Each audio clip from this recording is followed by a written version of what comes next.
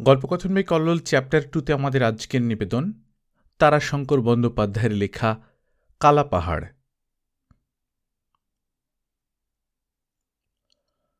সংসারে অবুঝকে বুঝাইতে যাওয়ার তুল্য বিরক্তিকর আর কিছু নাই। বয়স্ক অবুঝ শিশুর চেয়ে অনেক বেশি বিপত্তিকর।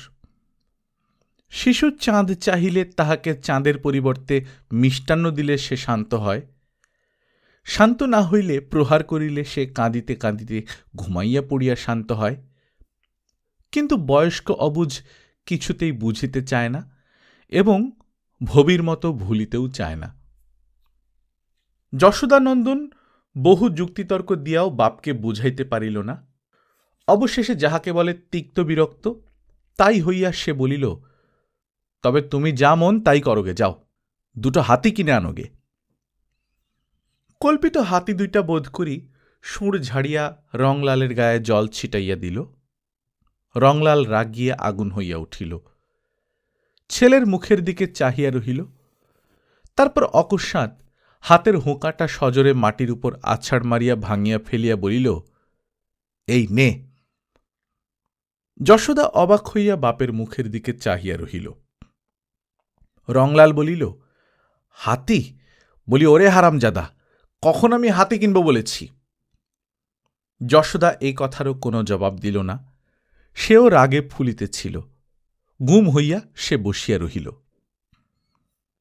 রংলাল এতক্ষণে বোধহয় হাতি কেনা কথাটার একটা জবাব খুঁজিয়া পাইয়াছিল। সেও এবার শ্লেষপূর্ণ কণ্ঠে বলিল, হাতি কেন, দুটো ছাগল কিনবি, বরং ফলাও চাষ হবে, বাঁশের ঝাড়ের মতো ধানের ঝাড় হবে, 3 হাত লম্বা লম্বা শীষ। চাষার ছেলে নেকাপড়া শিখলে এমন মুক্কুই হয় কি না? বলি, হ্যাঁ রে মুক্কু, ভালো গরু না হলে চাষ হয়? লাঙল মাটিতে ঢুকবে 1 হাত করে, 1 হেঁটো মাটি হবে গদগদে মোলা ময়দার মতো, তবে তো ধান হবে। রংলাল ধরিয়াছে এইবার সে গরু কিনিবে। এই গরু কেনার ব্যাপারের মত দৈধ হেতু পিতা পুত্রের কয়েকদিন হইতেই কথা কাটাকাটি চলিতেছে। রংলাল বেশ বড় চাষি, তাহার জোত জমাও মোটা, জমিগুলিও প্রথম শ্রেণীর। চাষের উপর যত্ন অপরিসীম। বলশালী প্রকাণ্ড যেমন তাহার দেহ, চাষের কাজে খাটেও সে তেমনি অসুরের মতো। কার্পণ্য করিয়া 1 বিন্দু শক্তিও সে কখনো অবশিষ্ট রাখে না। বোধহয় এই কারণেই গরুর উপরেও তাহার প্রচণ্ড শখ। তাহার গরু চাই সর্বাঙ্গ সুন্দর, কাঁচা বয়স, বাহারে রং, সুগঠিত শিং, সাপের মতো লেজ এবং আরও অনেক কিছু গুণ না থাকিলে গরু তাহার পছন্দ হয় না। আরও একটা কথা, এই চাকলার মধ্যে তাহার গরুর মতো গরু যেন আর কাহারও না থাকে। গরুর গলায় সে ঘুঙুর ও ঘণ্টার মালা ঝুলাইয়া দেয়, 2টি বেলা ছেঁড়া চট দিয়া তাহাদের সর্বাঙ্গ ঝাড়িয়া মুছিয়া দেয়, শিং দুটিতে তেল মাখায়, সময়ে তাহাদের পদসেবাও করে। কোনোদিন পরিশ্রম বেশি হইলে তাহাদের পা টিপিতে টিপিতে রংলাল বলে, আহা কেষ্টের জীব।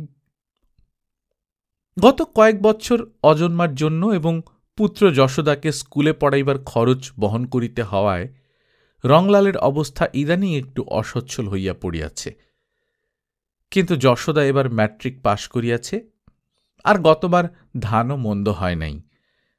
এই জন্য এবার রংলাল ধরিয়া বসিয়াছে ভালো গরু তাহার চাই। 1 জোড়া গরু গতবার মাত্র কেনা হইয়াছে, কিন্তু তাহাদের প্রতি রংলালের মমতা নাই। গরু 2টি ছোটও নয় এবং মন্দও কোনো মতে বলা চলে না, কিন্তু এই অঞ্চলে তাহাদের চেয়ে ভালো গরু অনেকের আছে। যশোদা বলিতেছে, এই বছরটা ওতেই চলুক, আমি চাকরি বাকরি একটা কিছু করি, আর এবারও যদি ধান ভালো হয় তবে কিনো, এখন আসছে বছর। কিনতে গেলে 200 টাকার কম তো হবেই না, সে টাকা তুমি এখন পাবে কোথায়? টাকা কোথা হইতে আসিবে সে রংলাল জানে না, তবে গরু তাহার চাই। অবশেষে রংলালের জিদি বজায় থাকিল। যশোদা রাগ করিয়াই আর কোনো আপত্তি করিল না। টাকাও জোগাড় হইয়া গেল। যে গরু জোড়াটা তাহার ছিল সে জোড়াটা বেচিয়া হইল 100 টাকা, বাকি 100 টাকার সংস্থান করিল যশোদার মা। সে রংলালকে গোপনে বলিল, ওর সঙ্গে ঝগড়া করে কি হবে, তুমি গরু কিনে আনো না, কিনে আনলে তো কিছু বলতে লাগবে। রংলাল খুশি হইয়া বলিল, বেশ বলেছ, তাই করি, তারপর ও আপনা মাথাটুকু কেন। যশোদার মা বলিল, এ গরু দুটো বেচে দাও, আর এই নাও, এগুলো বন্ধক দিয়ে গরু কেন তুমি, ভালো গরু নইলে গোয়াল মানায়। সে আপনার গহনা কয়খানি রংলালের হাতে তুলিয়া দিল। রংলাল আনন্দে উচ্ছ্বসিত হইয়া পত্নীকে যে আদর করিল, সেটা তাহাদের পক্ষে এই বয়সে কোনো মতেই শোভনীয় নয়। সে যশোদার মায়ের অধরে ললাটে গোটা কয়েক চুমা খাইয়া বসিল। আশ্চর্য, যশোদার মাও বিশেষ লজ্জিত হইল বলিয়া মনে হইল না, বরং সে যেন বেশ পুলকিতই হইয়া উঠিল। যাক, রংলাল টাকা কড়ি সংগ্রহ করিয়া পাঁচুন্দি গ্রামের গরু মহিষের হাটে যাইবার সংকল্প করিল। বাছিয়া বাছিয়া মনের মতো 2টি গরু সে সংগ্রহ করিবে, হয় দুধের মতো সাদা, নয় দধিমুখ কালো 2টি। পাঁচুন্দির হাটে প্রবেশ মুখেই সে অবাক হইয়া দাঁড়াইয়া গেল। ওরে বাস রে, এ যে হাজার হাজার রে বাবা! হাজার হাজার না হইলেও গরু মহিষ 2 মিলিয়া 1000 খানেক আমদানি পাঁচুন্দির হাটে হয়, আর মানুষ তেমনি অনুপাতে জুটিয়াছে। গরু মহিষের চিৎকারে মানুষের কলরবে সে অদ্ভুত চিৎকার ধ্বনিত হইতেছে। মাথার উপর সূর্য তখন মধ্যাকাশে। যেখানটায় জানোয়ার কেনাবেচা হইতেছে সেখানে এক ফোঁটা ছায়া কোথাও নাই। মানুষের সেদিকে ভ্রুক্ষেপও নাই, তাহারা অক্লান্তভাবে ঘুরিতেছে।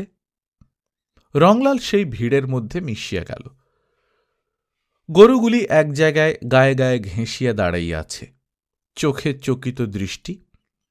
পাইকারগুলা চিৎকার করিতেছে ফেরিওয়ালার মতো, এই যায়, এই গেল, বাঘবাচ্চা, আরবি ঘোড়া। রংলাল তীক্ষ্ণ দৃষ্টিতে আপনার মনের মতো সামগ্রীর সন্ধান করিতেছিল। ওদিকটায় গোলমাল উঠিতেছে প্রচণ্ডতর, কান পাতা যায় না, মনে হয় যেন দাঙ্গা বাঁধিয়াছে। রংলাল ওই দিকটার পানেই চলিল। এদিকটায় মহিষের বাজার। কালো কালো দুর্দান্ত জানোয়ারগুলাকে অবিরম ছুটাইয়া লইয়া বেড়াইতেছে। পাইকারের দল চিৎকার করিয়া বড় বড় বাঁশের লাঠি দিয়া অবিশ্রান্ত পিটিতেছে, আর জানোয়ারগুলা ছুটিয়া বেড়াইতেছে জ্ঞানশূন্যের মতো। কতগুলা একটা পুকুরের জলে পড়িয়াছে। নেহাত কচি বাচ্চা হইতে বুড়া মহিষ পর্যন্ত বিক্রয়ের জন্য আনিয়াছে। কতগুলার গায়ের চামড়া উঠিয়া গিয়া রাঙা ঘা থকথক করিতেছে। আরও একটু দূরে আমগাছ ঘেরা একটা পুকুরের পাড়েও লোকের ভিড়। রংলাল সেখানে কি আছে দেখিবার জন্য চলিল। একটা পাইকার মহিষ তাড়াইয়া আনিতেছিল। সহসা তাহার আস্ফালিত লাঠি গাছটা হাত হইতে খসিয়া রংলালের কাছেই আসিয়া পড়িল। রংলালের একটু রাগ হইল। সে লাঠি গাছটা তুলিয়া লইল। পাইকারটার অবসর নাই। সে অত্যন্ত ব্যস্ততা প্রকাশ করিয়া বলিল, দাও দাও, লাঠি গাছটা দাও হে। যদি আমার গায়ে লাগত? তা তোমার লাগতো না হয় খানিক, টুকচা রক্ত পড়ত, আর কি হতো? রংলাল অবাক হইয়া গেল। রক্ত পড়ত, আর কি হতো? দাও দাও ভাই, দিয়ে দাও, হাত ফসকে হয়ে গেছে, দাও দাও। রংলালকে ভালো করিয়া দেখিয়া এবার পাইকারটি বিনয় প্রকাশ করিল। লাঠি গাছটা দিতে গিয়া রংলাল শিহরিয়া উঠিল। এ কি, লাঠির প্রান্তে যে সূঁচের অগ্রভাগ বাহির হইয়া রহিয়াছে। পাইকারটা হাসিয়া বলিল, উয়ার দেখে কাজ নাই, দিয়া দাও ভাই। রংলাল বেশ করিয়া দেখিল, সূঁচের অগ্রভাগই বটে। একটা নয়, 2-3টা। হঠাৎ একটা শোনা কথা তাহার মনে পড়িয়া গেল। পাইকারেরা লাঠির ডগায় সূঁচ বসাইয়া রাখে, ওই সূঁচের খোঁচা খাইয়াই মহিষগুলা এমন জ্ঞানশূন্যের মতো ছুটিয়া বেড়ায়। উফ! সে একটা দীর্ঘ নিঃশ্বাস ফেলিল। পাইকারটা বলিল, কি কিনবা কি কর্তা? মহিষ কিনবা তো লাও, ভালো মহিষ দিব, সস্তা দিব। এই! বলিয়া রংলালকে দেখাইয়াই সে মহিষগোলাকে ছুটাইতে আরম্ভ করিল। বাপরে বাপরে, বলিহারি বাপরে আমার! মধ্যে মধ্যে আবার আদরও করিতেছে সে। রংলাল আসিয়া উঠিল বাগানে। চারিপাশেই মহিষের মেলা। এগুলি বেশ হৃষ্টপুষ্ট, আর অযথা তাড়নার ফলে ছুটিয়াও বেড়াইতেছে না। শান্তভাবে কোনটি বসিয়া কোনটি দাঁড়াইয়া চোখ বুজিয়া বুজিয়া রোমন্থন করিতেছে। গরু এই বাগানে নাই। রংলাল সেখান হইতে ফিরিল, কিন্তু একেবারে বাগানের শেষ প্রান্তে আসিয়া থমকিয়া দাঁড়াইল। এ কি মহিষ না হাতি? এত প্রকাণ্ড বিপুলাকায় মহিষ রংলাল কখনো দেখে নাই। কয়জন লোকও সেখানে দাঁড়াইয়াছিল। একজন বলিতেছিল, এ মোষ খেয়ে লেবে বাবা। পাইকারটা বলিল, এ লেবে ভাই রাজায় জমিদারে, আর লেবে যার লক্ষ্মী নাই সেই। ঘুরছি তো ৫-৭ হাট, দেখি আবার কোথাও যাব। অন্য একজন বলিল, এ মোষ গেরস্ততে নিয়ে কি করবে? এর হালের মুঠো ধরবে কে? তার জন্য এখন লোক খোঁজো। পাইকার বলিল, আরে ভাই, বুদ্ধিতে মানুষ বাঘ বশ করেছে, আরে তো মোষ। লাঙল বড় করলেই জানোয়ার জব্দ। এর লাঙল মাটিতে ঢুকবে ১.৫ হাত। রংলাল তীক্ষ্ণ প্রশংসমান দৃষ্টিতে মহিষ জোড়ার দিকে চাহিয়াছিল। বলিহারি, দেহের অনুপাতে পাগুলি খাটো। আবক্ষ পঙ্ক হইতে অন্তত ২০ মণ ওজন তো স্বচ্ছন্দে ওই খাটো পায়ে খুঁটি দিয়া তুলিয়া লইবে। কি কালো রং! মহিষে নিকষের মতো কালো। শিং দুইটির বাহার সবচেয়ে বেশি, আর দুইটি কি এক ছাঁচে ঢালিয়া গড়িয়াছে, যেন যমজ শিশু। কিন্তু দামে কি সে পারিবে?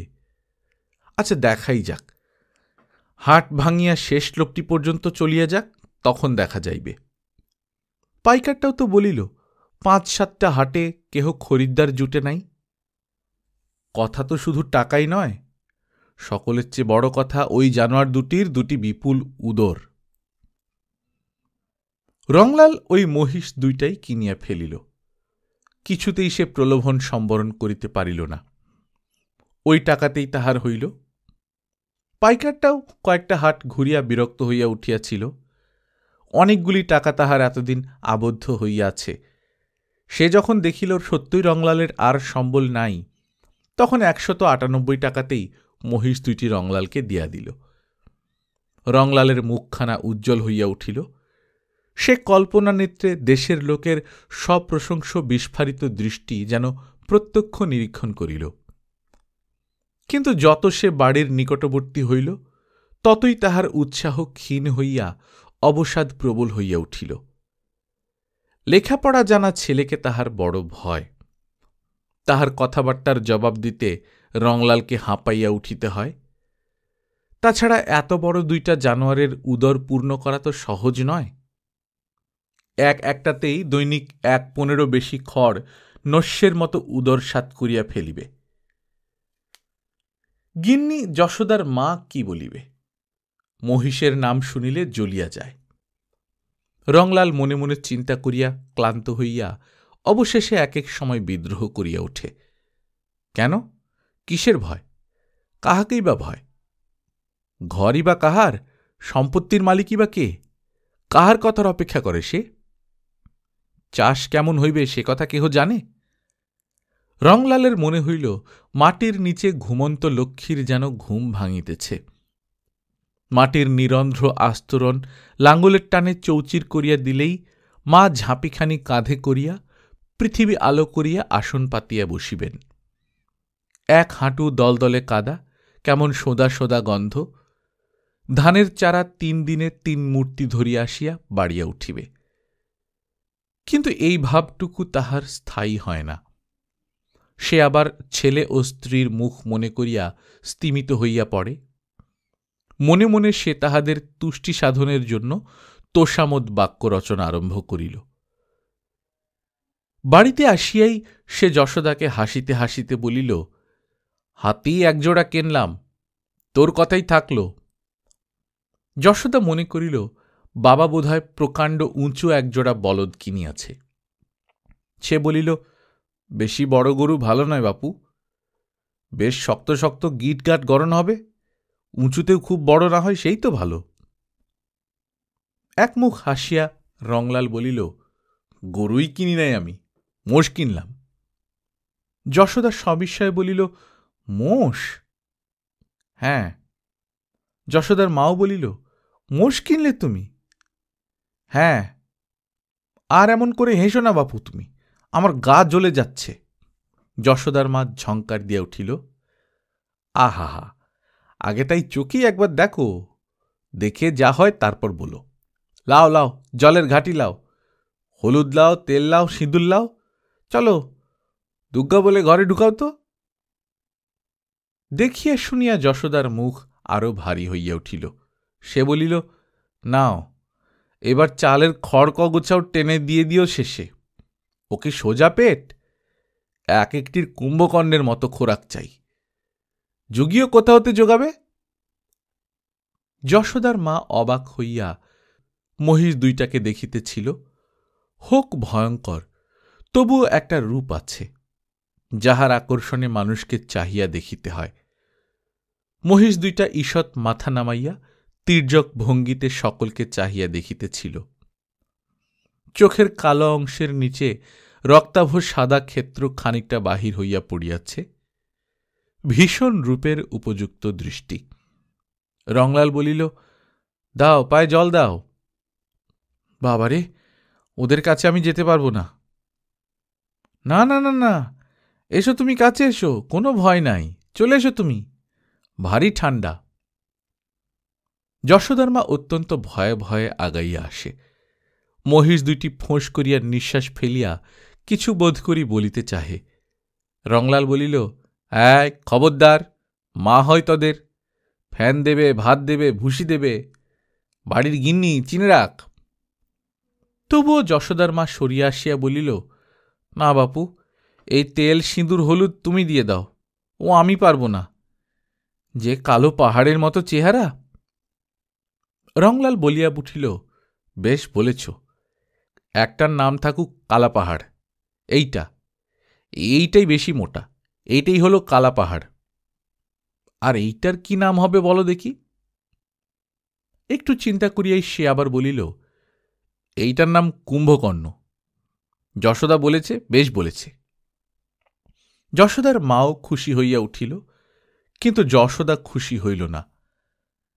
রংলাল বিরক্ত হইয়া বলিল, গোমরা মুখ আমি দেখতে নারি, সে গুরুই হোক আর গোসাই হোক।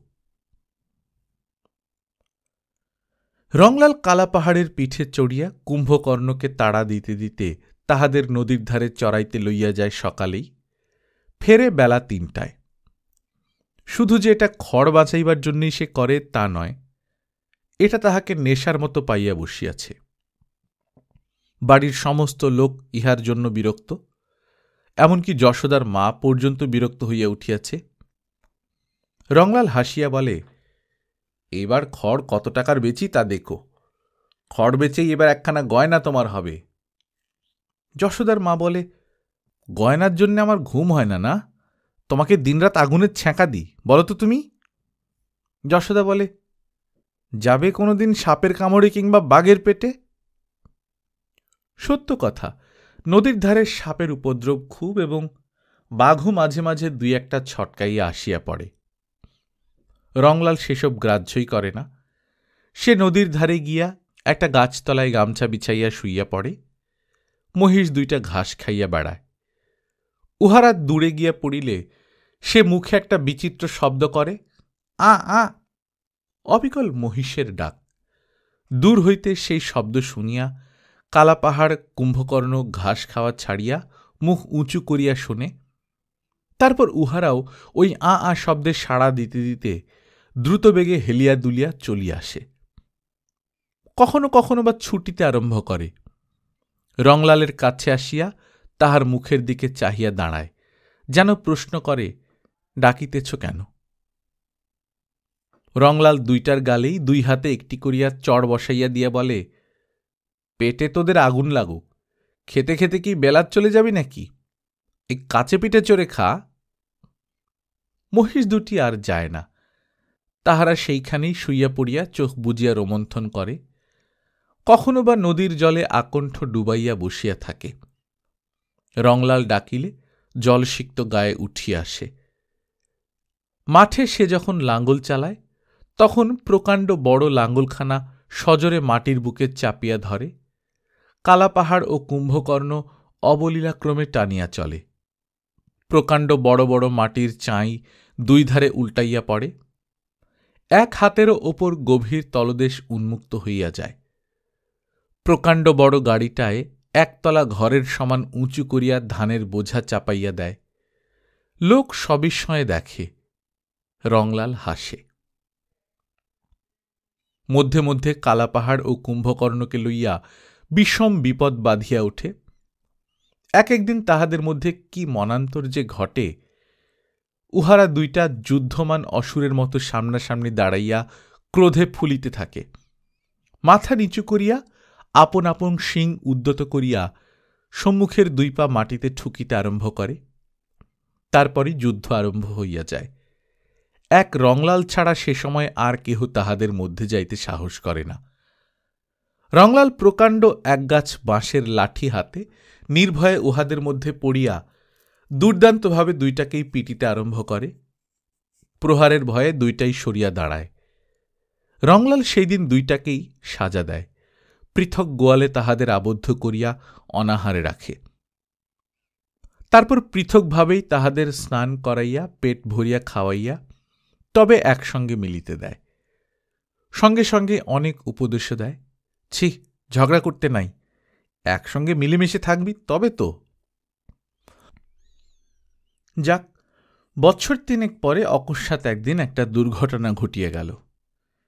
গ্রীষ্মের সময় রংলাল নদীর ধারে বেশ একটি কুঞ্জবনের মতো গুল্মাচ্ছাদনের মধ্যে নিশ্চিন্ত নিদ্রায় মগ্ন ছিল। কালাপাহাড় ও কুম্ভকর্ণ অদূরেই ঘাস খাইতেছে। অকস্মাৎ একটা বিজাতীয় ফ্যাঁস ফ্যাঁস শব্দে ঘুম ভাঙিয়া চোখ মেলিয়াই রংলালের রক্ত হিম হইয়া গেল। নিবিড় গুল্মবনটার প্রবেশপথের মুখেই একটা চিতাবাঘ হিংস্র দৃষ্টিতে তাহারই দিকে চাহিয়া আছে। হিংস্র লোলুপতায় তাহার দাঁতগুলা বাহির হইয়া পড়িয়াছে। সে ফ্যাঁস ফ্যাঁস শব্দ করিয়া বোধহয় আক্রমণের সূচনা করিতেছে। রংলাল ভীরু নয়, সে পূর্বে পূর্বে কয়েকবার চিতাবাঘ শিকারে একটা বিশেষ অংশগ্রহণ করিয়াছে। রংলাল বেশ বুঝিতে পারিল সংকীর্ণ প্রবেশপথের জন্যই বাঘটা ভেতরে প্রবেশ করিতে ইতস্তত করিতেছে, নতুবা ঘুমন্ত অবস্থাতেই সে তাহাকে আক্রমণ করিত। সে দ্রুত হামাগুড়ি দিয়া বিপরীত দিকে পিছাইয়া গিয়া কুঞ্জবনের মধ্যস্থলে প্রকাণ্ড গাছটাকে আড়াল করিয়া আ করিয়া ডাক আরম্ভ করিল। মুহূর্তের মধ্যেই উত্তর আসিল। বাঘটা চকিত হইয়া কুঞ্জবনটার মুখ হইতে সরিয়া আসিয়া চারিদিকে চকিত দৃষ্টি নিক্ষেপ করিয়া দেখিল উহার দিকে অগ্রসর হইয়া আসিতেছে কালাপাহাড় ও কুম্ভকর্ণ। সেও দন্ত বিস্তার করিয়া গর্জন করিতে আরম্ভ করিল। রংলাল দেখিল কালাপাহাড় ও কুম্ভকর্ণের সে এক অদ্ভুত মূর্তি। তাহাদের এমন ভীষণ রূপ সে কখনো দেখে নাই। তাহারা ক্রমশ পরস্পরের নিকট হইতে সরিয়া বিপরীত দিকে চলিতেছিল। কয়েক মুহূর্তের মধ্যেই দেখা গেল বাঘটার একদিকে কালাপাহাড়, অন্যদিকে কুম্ভকর্ণ, মধ্যে বাঘটা চঞ্চল হইয়া উঠিয়াছে। সে নিজের বিপদ বুঝিতে পারিয়াছে। বাঘটা ছোট, তবু সে বাঘ। সে বোধহয় অসহিষ্ণু হইয়াই অকস্মাৎ একটা লাফ দিয়া কুম্ভকর্ণের উপর পড়িল। পর মুহূর্তেই কালাপাহাড় তাহার উদ্যত শিং লইয়া তাহাকে আক্রমণ করিল। কালাপাহাড়ের শৃঙ্গাঘাতে বাঘটা কুম্ভকর্ণের পিঠ হইতে ছিটকাইয়া দূরে পড়িয়া গেল। আহত কুম্ভকর্ণ উন্মত্তের মতো বাঘটার উপর নতমস্তকে উদ্যত শৃঙ্গ লইয়া ঝাঁপাইয়া পড়িল। কুম্ভকর্ণের শিং দুইটা ছিল অত্যন্ত তীক্ষ্ণ এবং অপেক্ষাকৃত সোজা। একটা শিং বাঘটার তলপেটে সোজা ঢুকিয়া গিয়া বাঘটা যেন গাঁথিয়া গেল। মরণ যন্ত্রণা কাতর বাঘটাও দারুণ আক্রোশে তাহার ঘাড়টা কামড়াইয়া ধরিল। ওদিক হইতে কালাপাহাড়ও আসিয়া বাঘটার উপর শৃঙ্গাঘাত আরম্ভ করিল। রংলালও তখন বাহির হইয়া আসিয়াছে। সেও দারুণ উত্তেজনায় জ্ঞানশূন্যের মতো চালাইতে আরম্ভ করিল তাহার বাঁশের লাঠি। কিছুক্ষণের মধ্যেই যুদ্ধমান দুই জন্তুই মাটিতে গড়াইয়া পড়িল। বাঘটার প্রাণ তখনও থাকিলেও সে অত্যন্ত ক্ষীণ। শরীরে শুধু দুই একটা অতি ক্ষীণ আক্ষেপ মাত্র স্পন্দিত হইতেছিল। কুম্ভকর্ণ পড়িয়া শুধু হাঁপাইতেছিল। তাহার দৃষ্টি রংলালের দিকে। চোখ হইতে দরদর ধারে জল গড়াইতেছে। রংলাল বালকের মতো কাঁদিতে আরম্ভ করিল। বিপদ হইল কালাপাহাড়কে লইয়া। সে অবিরাম আ করিয়া চিৎকার করে আর কাঁদে। রংলাল বলিল, জোড় নইলেও থাকতে পারছে না, জোড় একটা এই হাটেই কিনতে হবে। পর হাটেই সে অনেক দেখিয়া শুনিয়া চড়া দামে জোড় কিনিয়া ফেলিল। টাকা লাগিল অনেক। একটারই দাম দিতে হইল 150 টাকা। কিন্তু তাও কালাপাহাড়ের যোগ্য সাথী হইল না। তবে এটার বয়স এখনো কাঁচা, এখনো বাড়িবে। ভবিষ্যতে 2-1 বৎসরের মধ্যেই কালাপাহাড়ের সমকক্ষ হইবে বলিয়াই মনে হয়। এই তো সবে 4খানি দাঁত উঠিয়াছে। কালাপাহাড় কিন্তু তাহাকে দেখিবা মাত্র ক্রুদ্ধ হইয়া উঠিল। সে শিং বাঁকাইয়া পা দিয়া মাটি খুঁড়িতে আরম্ভ করিল। রংলাল তাড়াতাড়ি কালাপাহাড়কে শিকলে আবদ্ধ করিয়া দূরে বাঁধিয়া বলিল, পছন্দ হচ্ছে না বুঝি ওকে? ওসব হবে না, মারলে হাড় ভেঙে দেব তোমার। হ্যাঁ। নতুনটাকেও বাঁধিয়া জাপ দিয়া সে বাড়ির ভিতর আসিয়া স্ত্রীকে বলিল, কালাপাহাড় তো ক্ষেপে উঠেছে একে দেখে, সে রাগ কত। যশোদার মা বলিল, আহা বাপু, কুম্ভকর্ণকে বেচারা ভুলতে লাগছে, কতদিনের ভাব। কথাটা বলিয়াই সে স্বামীর দিকে চাহিয়া ফিক করিয়া হাসিয়া ফেলিল। রংলালও হাসিল। এদিক ওদিক চাহিয়া দেখিয়া সে ফিসফিস করিয়া বলিল, যেমন তোমাতে আমাতে। মরণ তোমার, কথার ছিঁড়ি দেখো কেন? ওরা হলো বন্ধু। তা বটে। রংলাল পরাজয় মানিয়াও পুলকিত না হইয়া পারিল না। তারপর বলিল, ওটো ওটো, চলো, জল তেল সিঁদুর হলুদ নিয়ে চলো। ঠিক এই সময় বাড়ির রাখালটা ছুটিয়া আসিয়া বলিল, ও মোড়ল মশাই, শিগগির এসো গো, কালাপাহাড় নতুনটাকে মেরে ফেললে। সে কি রে, শেকল দিয়ে বেঁধে এলাম যে। রংলাল ছুটিয়া বাহির হইয়া গেল। রাখালটাও পেছনে পেছনে আসিতে আসিতে বলিল, গোঁজ উপড়ে ফেলাচ্ছে মশাই, আর যে গাঙাচ্ছে এতক্ষণ হয়তো মেরেই ফেললে। রংলাল আসিয়া দেখিল রাখালটার কথা এক বিন্দু অতিরঞ্জিত নয়। শিকল সমেত খুঁটাটাকে উপড়াইয়া সে আবদ্ধ নতুন মহিষটাকে দুর্দান্ত ক্রোধে আক্রমণ করিয়া প্রহার করিতেছে। নতুনটা একে কালাপাহাড় অপেক্ষা দুর্বল, এখনো তাহার বাল্যবয়স উত্তীর্ণ হয় নাই। তাহার উপর আবদ্ধ অবস্থায় একান্ত অসহায়ের মতো পড়িয়া গিয়া সে শুধু কাতর আর্তনাদ করিতেছে। রংলাল লাঠি মারিতে আরম্ভ করিল, কিন্তু তবু কালাপাহাড়ের গ্রাহ্য নাই। সে নির্মমভাবে নবাগতকে আঘাত করিতেছিল। বহু কষ্টে যখন কালাপাহাড়কে কোনরূপে আয়ত্তাধীন করা গেল, তখন নতুন মহিষটার শেষ অবস্থা। রংলাল মাথায় হাত দিয়া বসিয়া পড়িল। যশোদা বলিল, ওকে আর ঘরে রাখা হবে না, বেচে দাও ওকে। আবার ওর জোর আনলে ও আবার মারামারি করবে, ওমোষ গরম হয়ে গিয়েছে। রংলাল কথার উত্তর দিতে পারিল না। সে নীরবে ভাবিতেছিল। যশোদার কথার জবাব নাই। সে সত্যই বলিয়াছে, কালাপাহাড়ের মেজাজ খারাপ হইয়া গিয়াছে। মহিষের মেজাজ একবার খারাপ হইলে সে আর শান্ত হয় না, বরং উত্তরোত্তর সে অশান্তই হইয়া ওঠে। কিন্তু তবু চোখ দিয়া তার জল আসে। দিন কয়েক পরে রাখালটা আসিয়া বলিল, আমি কাজ করতে লাড়ব মশাই, কালাপাহাড় যেরকম ফোঁসাইছে কোনদিন হয়তো মেরেই ফেলাবে আমাকে।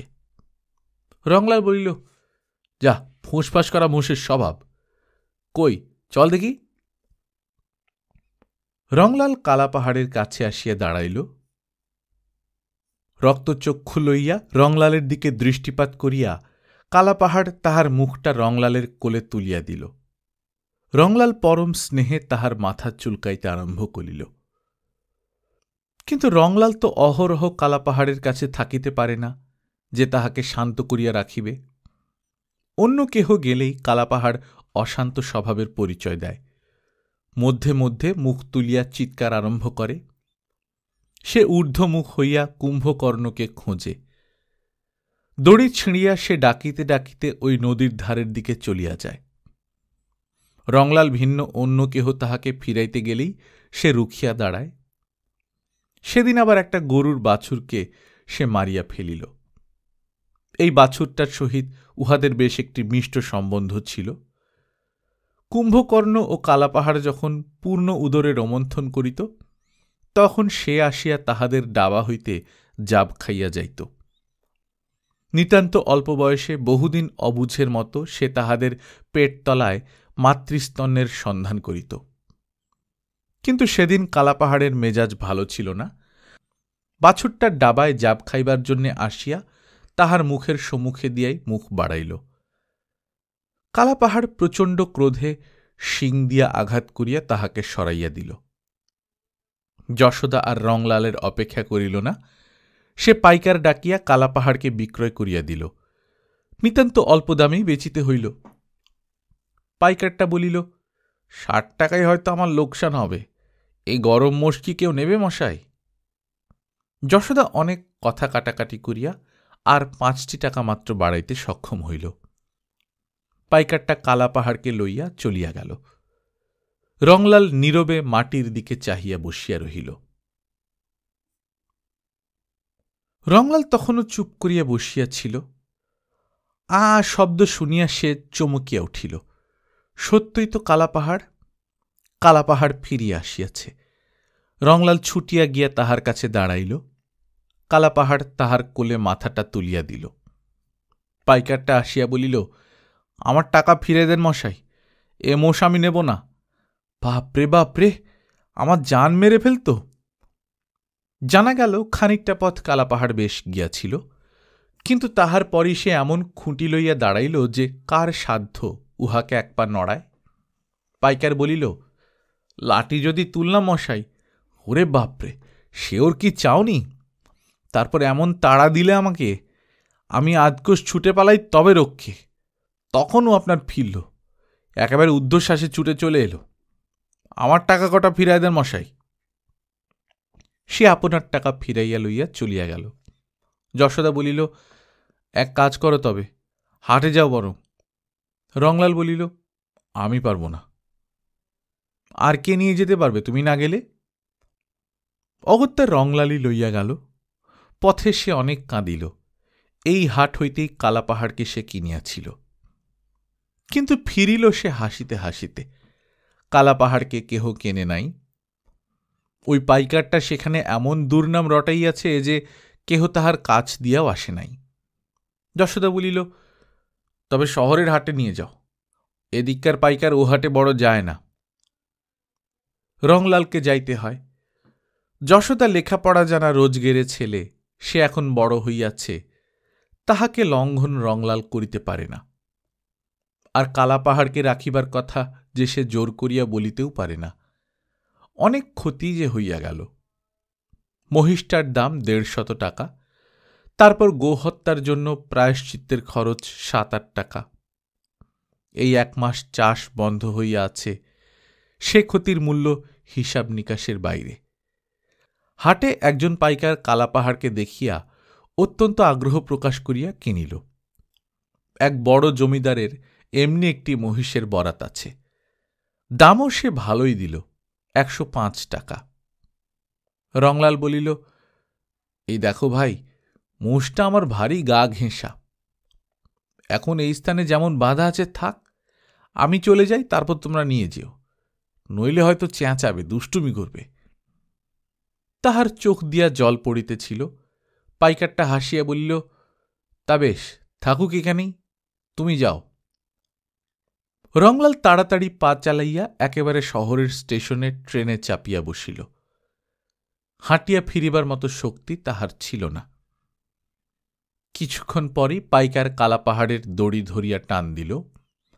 কালা পাহাড় তাহার দিকে চাহিয়া চকিত হইয়া চারিদিকে চাহিতে চাহিতে ডাকিল। সে রংলালকে খুঁজিতেছিল, কিন্তু কই, সে কই? পাইকারটা লাঠি দিয়া মৃদু আঘাত করিয়া তাড়া দিল, চল চল। কালা পাহাড় আবার ডাকিল। সে খুঁট পাতিয়া দাঁড়াইল, সে যাইবে না।